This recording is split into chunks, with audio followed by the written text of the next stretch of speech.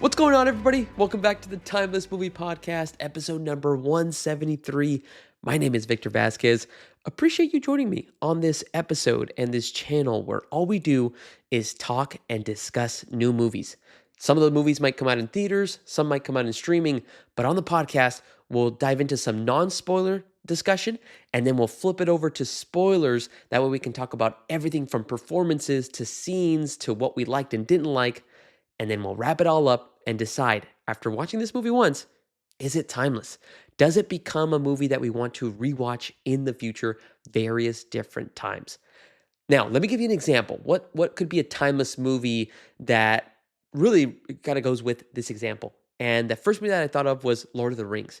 This past weekend, my brother and my fiance and myself, we all went to the theaters and we watched Lord of the Rings, Fellowship of the Ring for its 25th anniversary. 25 years since the movie came out, and it is still something that we get excited to watch Aragorn, to watch Frodo, to watch everything that goes on in that story, the performances, the scenes, everything just works. And again, that's the definition of a timeless movie. It could be 20 years, 10 years, it could be 30 years, but it still hits you in a certain way when you watch that movie. So if there are any timeless movies that you would recommend to me, well, reach out to me. Let me know on Apple Podcast. There's no comments area, but you can always reach out to me via email.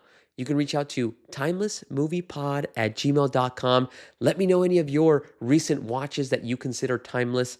Also, on Spotify and YouTube, there is a comment section. So drop it in the comments. Let me know any recommendations on movies that you guys have seen that you want me to either discuss or just want my thoughts on, and see if I agree with you. Is it timeless? Speaking of recent movies that we've seen, episode 172 of the Timeless Movie Podcast is out on platforms like Spotify, YouTube, Apple Podcasts. Go check it out. I ended up talking all about Nia DaCosta's newest film, 28 years later, The Bone Temple. Now, I was, hoping that this movie would really make me feel a certain way. I really enjoyed 28 years later in 2025, but I didn't consider it timeless. But 28 years later, The Bone Temple, my goodness, what a time. I had a blast. Everything from the performances, to all the different types of expansions in lore, to the different types of jump scares that they try to include. It all worked for me. But did I consider it timeless? Well, you're going to have to listen to episode 172 to find out. All right, let's go ahead now and find out about this week's new movie, in which we are talking about the new film directed by Joe Carnahan, and it is called The Rip. This is actually a Netflix film. I'm still surprised that they actually didn't have this one come out in theaters, because the star-studded cast that we're about to announce is just crazy. But I had seen a couple of trailers on YouTube about this movie. First things I saw were Matt Damon, Ben Affleck together in a movie again. The last time they came out in a film was, I believe, Air. That was about Nike trying to secure a deal with Michael Jordan. That movie was really good. And so getting to see these two guys, Matt Damon and Ben Affleck, in a movie again, got me really excited. So I wanted to check it out on Netflix. And since it's now available, I was able to watch it over the weekend. So let's go ahead and segue into our non-spoiler thoughts about this movie now that we got to check it out. And we'll kind of talk a little bit about the plot synopsis and summary and how I felt about it. All right, this film, The Rip, is directed by Joe Carnahan. If you are not aware with Joe Carnahan's work, he has made prior films like The A-Team, The Grey, and his most recent film was Not Without Hope. Now, this film, I had mentioned two names, Matt Damon and Ben Affleck, but those are not the only individuals that are included in the star-studded cast. You have actors like Sasha Calle, you have Scott Adkins, Tiana Taylor, Stephen Yuen, you have Kyle Chandler, Catalina Sandino Moreno.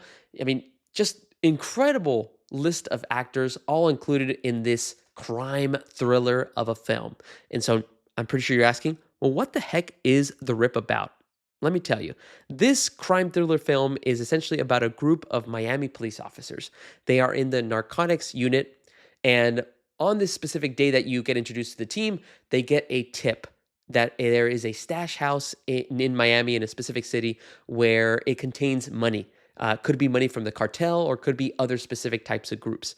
And so this narcotics unit ends up going to that specific stash house, and they're thinking that, okay, there might be, a couple $100,000 stashed in this house. What they end up finding out, though, is that there is actually over $20 million in the stash house. Why that much? Who stored it in here? Nobody knows.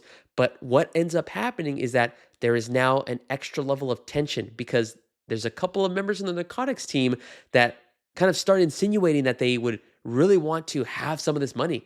And now the trust between the group ends up kind of flip flopping. We're like, okay, can I trust you? Are you going to try to steal this money? Like, what are you thinking about? What are you saying? What's your plan? And so people start kind of second guessing who they can trust in the narcotics unit team. So that's kind of where I'm going to leave it. I don't want to spoil anything. I don't want to point to and give you any kind of insinuation about who these, rats or moles could be in the film. I want you guys to experience that. But now that we got to check it out, overall, I thought The Rip was pretty good. Went in thinking, okay, this is a Netflix movie. Netflix with me does not have a really good reputation in regards to the films. The last great movie that I really enjoyed from Netflix was Rebel Ridge, that I believe came out in 2024. And ever since then, I've seen a couple movies and just none of them have really worked for me. But this one did. This one had me second guessing the different characters that were in this film. I was looking at Matt Damon's character or Ben Affleck's character or Kyle Chandler's character in certain ways and trying to pick up on, oh, okay, well, can I trust you? Like, are you really trying to be the good guy or are you the bad guy? And I really enjoy when movies can do that, when they put the audience in a position of, hey, here is a mystery. Figure it out. Like, try to unlock the puzzle. Try to see if we give you all these different types of clues, can you figure it out before we get to the end of the story? And I personally, as an audience member, really dig that. I love trying to figure out and guess, okay, this person's going to end up turning on the team. This person I think seems like they're evil, seems like they're the bad person, but no, they end up actually turning and being the good guy. And so there's things like that about movies that really just get me real engaged. Now, does the Rip perform the concept and execute the idea of this mystery perfectly? No. There's one little detail that I feel like kind of, makes it not as perfect, not as clean, but we'll get there in the con section. But overall, I had a good time. There's, again, a lot of great characters and a lot of interesting moments that cause tension. So let's go ahead and move into the pros area that we can talk a little bit more about what I enjoyed of the Rip. Okay, first pro that I want to call out, and this will really encompass a lot of different things that I enjoyed about the Rip, so I'm going to try to consolidate it all into one. But essentially, the favorite thing that I really felt after watching this movie was I really enjoyed the chemistry and the performances of the cast. I mean, I'll just call it out. The performance and chemistry of Ben Affleck and Matt Damon, I mean, it's top notch. I mean, you have two guys that have known each other for a majority of their lives, and anytime you get to see them on a film together and in scenes, it just works. They have a lot of moments where you have Lieutenant Dane, who is played by Matt Damon, and you have JD, played by Ben Affleck. Their characters butt heads various different times in the first and second act of this movie, and some in the third as well. But I don't know, just their scenes together were always so cool to watch, so fascinating. And you would just see them yell at each other, get upset, try to get into fights. And so just wanted to call that out, that whenever these two were on screen, those were some of my favorite moments of the movie. But I also want to expand it out to the other cast. You have Tiana Taylor, Steven Yeun, Catalina Sandino Moreno. All of these characters that they kind of created, they all have interesting aspects to them. And going back to the idea that this film is more of a mystery, you're trying to analyze. You're trying to figure out, okay, well, what Tiana Taylor's character of Numa, like what she's saying, is that believable? Or what about Detective Lolo, who is played by Catalina Sandino Moreno? She starts talking about some of her motivations and how it would really be beneficial if she could even get one stack of the money that they found in the stash house. And so all of this, stuff that the characters are, performing and what they're doing in this film just makes it even more valuable for me, because I'm trying to figure out, okay, well, can I trust you? Are you a good detective, or are you trying to turn and just steal all this money? And so, I don't know, the combination of you have great actors, you have great characters that at least have something interesting about them, or just a little slice of their backstory, just to kind of give you more of an idea of, okay, well, maybe this makes sense as to why you might be good or why you might be bad. And then again, the overall chemistry of the group too. they all seem to, and when I say all, I mean like, Lieutenant Dane, JD, Numa, Lolo, and Detective Mike Rowe, who's played by Steven Yeun. They all had this kind of camaraderie at the beginning. They kind of just built up that this squad feels like they've been working together for many, many years. So again, just felt believable. But that's my biggest pro and highlight of this film is just the performance, the cast, and the chemistry of certain actors when they were in scenes. Okay, second pro that I have about the Rip is going to be how they use the lighting in certain scenes, or even how there probably wasn't that much lighting in certain aspects of the film. What I mean by that is there's certain moments that are captured where you have two characters in the middle of a street and all you have as lighting are the street lights or the house lights in the neighborhood that they're in. And you have these two characters, and I'm not going to mention them because I don't want to give anything away, but these two characters, they're just dark figures. All you see is their silhouette and they're just talking.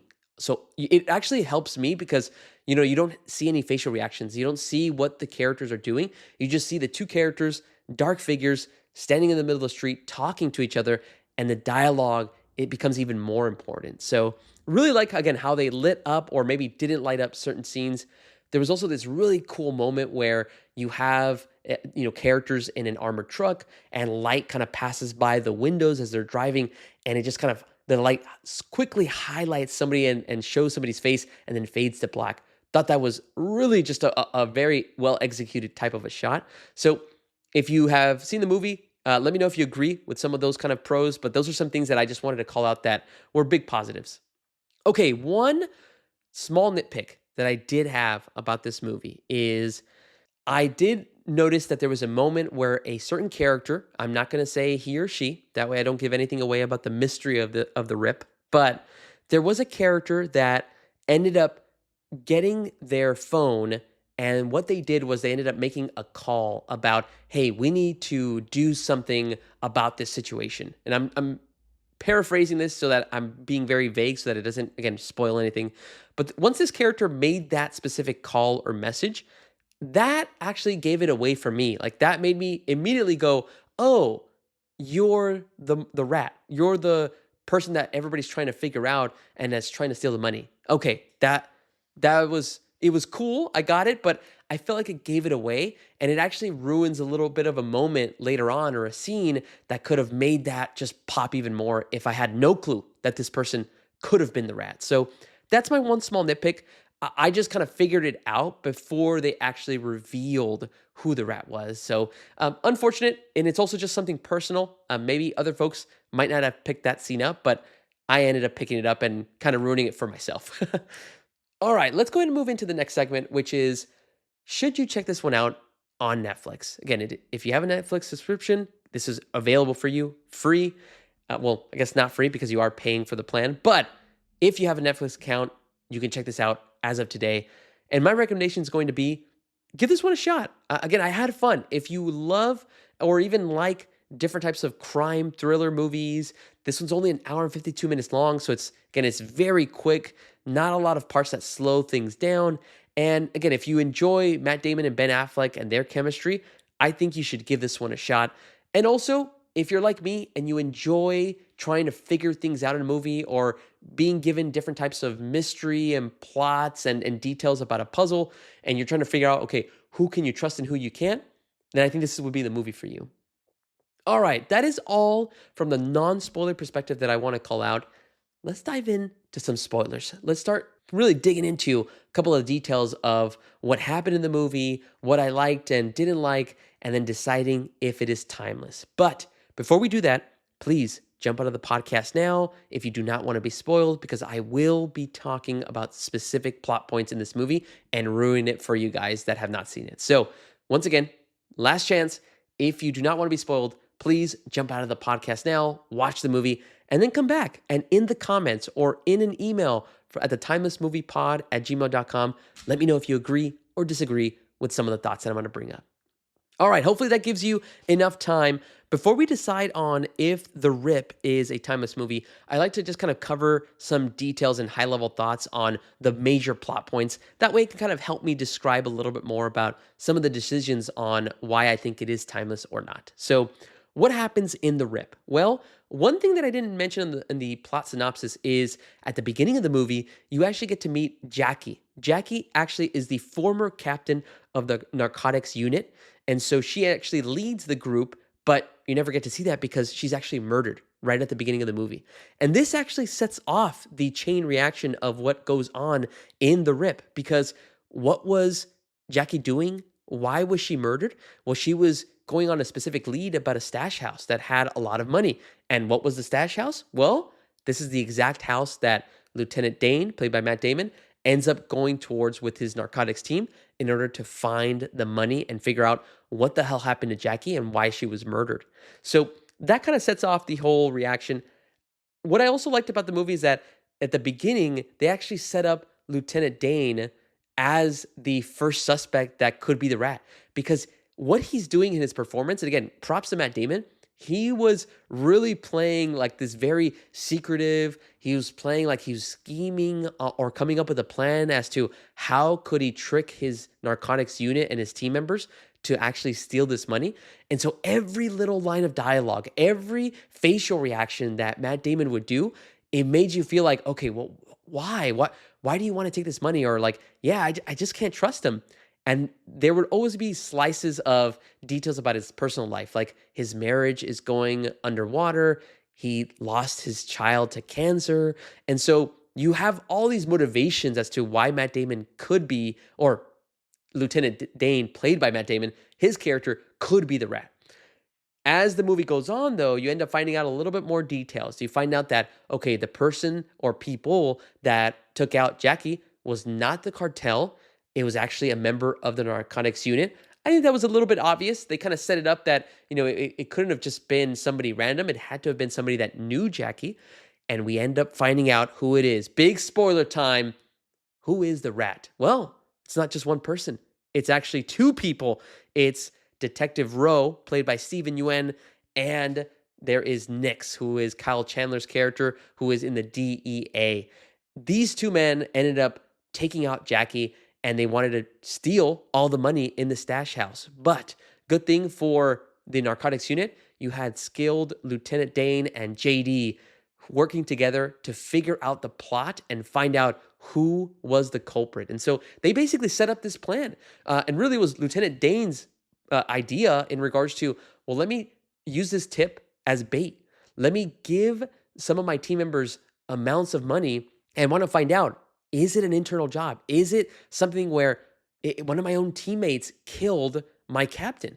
And that's exactly what he did. And so he ended up giving out different types of details to Numa, to Ro, to Lolo, and he wanted to figure out, and even to JD, he just wanted to get the rat out into the light and figure out who was the culprit. And it ended up working really well for JD after he announced his plan. But that is essentially like some of the spoilers that I wanted to call out of what ends up happening in the rip. Again, it's a really fun journey from beginning to end, figuring out who is the rat, who is the person that killed Jackie and wants these $20 million that are stored in the stash house. Now, I've talked a lot about some of those details. What about my question of, is this movie timeless? Would I rewatch The Rip moving forward? I'm going to be honest, even though I did like the second guessing, the mystery, figuring out the puzzle of who the rat could be in the narcotics unit, I will say that The Rip is not going to be a timeless movie for me. I had a blast watching it. It was good, wasn't great, and I think the biggest thing is just the fact that I kind of figured out the mystery before it was revealed to me. I actually figured out that Steven Yeun's character of Detective Rowe was the rat because of the fact that there was a scene that he ends up making a call on a burner phone, and he basically says, "We got to move the money." Yeah, I really wish that they could have kept that a secret a little bit more so that when you get to a specific scene in the third act, they reveal who the actual culprit is. That would have been a little bit more of like a mind-blowing scene or like, oh, no way, like I had no clue. And then that makes me rewatch the movie to pick up on those details. But again, that's just a personal thing. I said it before, I may have ruined it for myself, but again, that's one of the bigger reasons why I wouldn't rewatch it. Also, it's not like the best crime thriller that I've seen. Again, there's a couple of other films that I can think of that are a little bit more thrilling and have a little bit more action that I'm kind of called to watch, but again, that's just my opinion. However, I never want to end off these kind of podcasts with kind of a negative tone saying like, "Oh, I don't think this movie is timeless." Again, I still feel like I would recommend it to friends and family to watch this movie, but I also want to call out a couple things that I really enjoyed. So, one of the first things that I thought was super clever about The Rip was Lieutenant Dane's plan to figure out and to find the culprit. Who killed Jackie? Who wants this money? What he ended up doing is he set up a plan where he had the tip, and the tip about the stash house came from none other than Jackie. Before she got killed, she ended up sending a message to Lieutenant Dane saying the location of the house and, just that there was a lot of money in there. And so what did Lieutenant Dane do? Well, he ended up going and telling his team different amounts that were in the stash house. He told Detective Rowe, "Hey, there's 150,000 there." He told JD, "There's 300,000 there." He told Numa, "Hey, there's 75." And then he told Detective Lolo, "There's 250." Now, why did he give them each different amounts? Because since this is going to be a bait and a kind of a plan to figure out who is the rat, he actually uses that amount to his advantage because now there's a moment in the movie where somebody calls the house that they're in, the stash house that has all the money, and they actually say, "You have 30 minutes to get out, leave with the 150K and get out before anybody dies." And that was the trigger. That was the tell that Lieutenant Dane needed. He wanted to know the only way that somebody would know the amount is if Lieutenant Dane gave them that amount specifically. And who had the $150,000 amount in their mind? Steven Yeun's character of Detective Mike Rowe.